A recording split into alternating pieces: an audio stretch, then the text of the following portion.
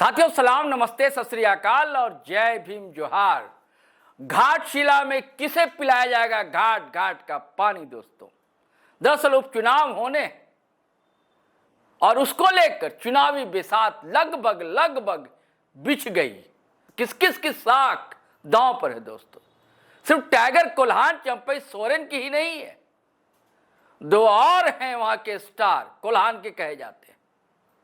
Raghubar Das ex chief minister of Jharkhand, Arjun Munda ex chief minister of Jharkhand और Champai Soren ex chief minister of Jharkhand. तीन पूर्व मुख्यमंत्री की साख दांव पर है। लेकिन सबसे अधिक अगर किसी के दिल में दुखी है तो वो है टाइगर कोल्हान चंपई सोरेन। अब क्यों है चंपई सोरेन ये बताएंगे। दरअसल बीच में कुणाल सारंगी का एक बयान आया है। जेएमएम के नेता हैं और मुख्यमंत्री हेमंत सोरेन के काफी करीब माने जाते हैं दोस्तों। हंगामा से मचा दिया, बवाल से मच चुका है उनके बयान से। बयान क्या है ये भी हम आपको बताएंगे। अब आपको बताते हैं साख सबसे अधिक दांव पर चंपई सोरेन की क्यों है और दुखी सी क्यों मची हुई है, हार्ट बीटिंग क्यों बढ़ी हुई है चंपई दा की, यह हम बताएंगे। आपको यह सारी पटकथा पता है कि कैसे गए भाजपा में, जेएमएम का दामन कैसे छोड़ा। लेकिन जिस उम्मीद जिस आस में भाजपा लेकर गई थी, टाय फिस साबित हुआ। सारे ताश के पत्ते धड़धड़ा कर गिर गए। कोई कमाल धमाल चंपई सोरेन विधानसभा चुनाव में नहीं कर सके। बामुश्किल अपनी सीट बचा सके। अपने लाडले सुपुत्र बाबूलाल सोरेन, जो तब घाटशिला से उम्मीदवार थे भाजपा के, रामदास सोरेन के हाथों बुरी तरह पराजित हो गए। रामदास सोरेन अब नहीं है, जेएमएम के तब उम्मीदवार थे। तो जेएमएम में लगभग तय है कि रामदास सोरेन के परिवार से उनकी पत्नी या बेटा सोमेश सोरेन की ज्यादा संभावना, यानी कि उधर तय है। सारी बिसात उधर बीत चुकी है। अब दिक्कत है भारतीय जनता पार्टी के साथ। चंपई सोरेन ये सोच रहे थे कि हमारे लाडले को तो टिकट मिलेगी, लेकिन इधर जो खबरें आ रही हैं उसने जो है उनकी बेटी हार्ट बीट बढ़ा दी है चंपई सोरेन की। एक नहीं कई नाम हैं, मैं आपको सारे नाम बताता हूं। लखन मार्डी हैं, बाबूलाल सोरेन भी हैं, सुनीता सोरेन भी हैं, रमेश चंद्र हांसदा भी हैं, गीता मुर्मू और सुभाष सिंह भी हैं। इतने नाम हैं और स्कैनिंग करना भारतीय जनता पार्टी ने शुरू कर दिया है। और फाइनल जो है नाम पर मोहर जो लगेगी वो दिल्ली से ही लगेगी। अब इधर बीच में क्या हुआ कि भारतीय जनता पार्टी के एक बहुत ही चर्चित सांसद, झारखंड के सांसद हैं, उन्होंने लॉबिंग शुरू कर दी लखन मार्डी के लिए।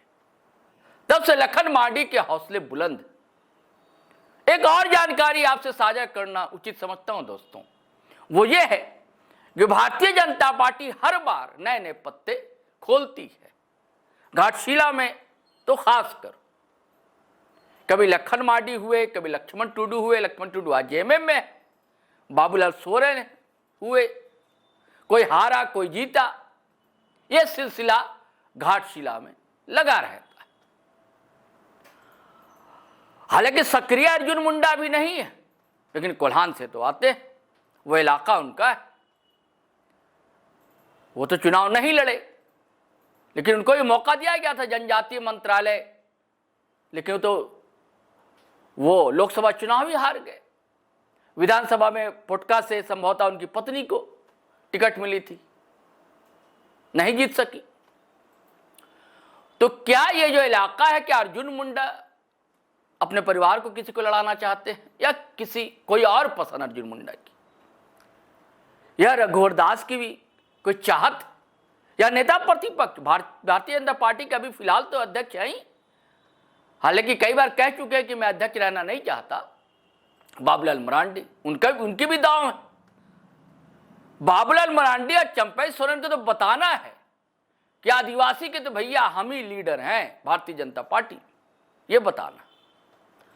अब वो बयान बताता हूं आपको कुणाल सारंगी ने। दरअसल कुणाल सारंगी ने कहा है कि भारतीय जनता पार्टी के 2 संभावित उम्मीदवार जो हैं हमारे संपर्क में, कि यदि उन्हें टिकट नहीं मिली, यानी यदि बाबूलाल सोरेन को टिकट मिली, तो वह जेएमएम का दामन भले न थामे, लेकिन भाजपा के कैंडिडेट यानी कि बाबूलाल सोरेन के खिलाफ काम करेंगे, यानी कि सोमेश सोरेन को जिताने की जीतोड़ उनकी कोशिश रहेगी।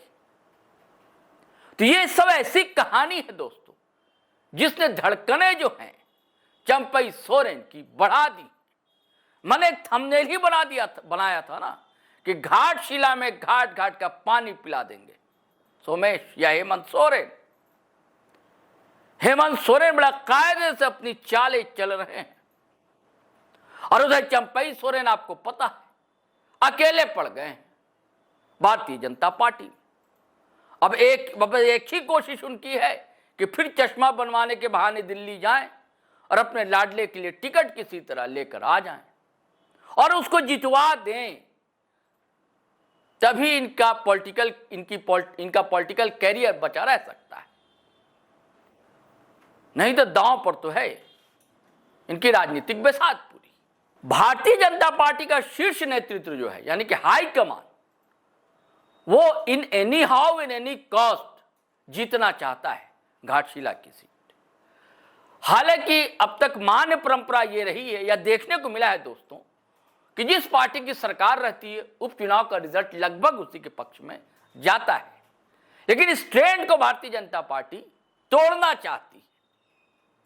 लेकिन कैसे तोड़ेगी? लखन मार्डी तोड़ेंगे, सुनीता सोरेन तोड़ेंगी, सुभाष सिंह तोड़ेंगे, गीता मुर्मू तोड़ेंगी, रमेश चंद्र हांसदा तोड़ेंगे, कौन तोड़ेगा? या बाबूलाल सोरेन तोड़ेंगे? सवाल इस बात का। इसलिए चंपई सोरेन की घबराहट बढ़ी हुई है। अब करें तो करें क्या? चंपई सोरेन को तो बड़ा इम्तिहान देना है। मैं बार बार कहता हूं, चले तो गए भाजपा में, फंस गए हैं बुरी तरह, समझ नहीं पा रहे हैं दादा, करें तो क्या करें। चलिए साथियों, फिर हम पॉलिटिकल डिस्पैच के साथ हाजिर रहेंगे जैसे जैसे खबरें आएंगी, क्योंकि घाटशिला भी हॉट केक तो है इस राजनीतिक गलियारे में, और उसको लेकर तापमान भी थोड़ा बढ़ा हुआ है। हालांकि कई सब्जेक्ट हैं बीच में, कोशिशें की जा रही हैं, सुरजा हांसदा का मुद्दा, नगड़ी का मुद्दा, ये सब सारे मामले। फिर एक और आपको देख ही रहे, कुर्मी एसटी का स्टेटस वर्सेस आदिवासी नेताओं की बकझक, ये सब भी चल रही है।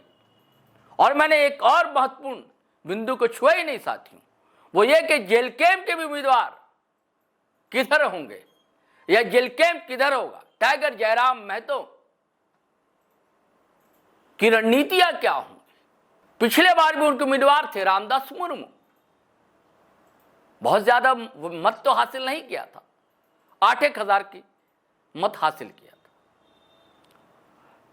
लेकिन तब कई जगह उम्मीदवार खड़े थे। अब यह अकेला विधानसभा होगा तो टाइगर जयराम पूरी ताकत झोंक देंगे, यह संभावना है।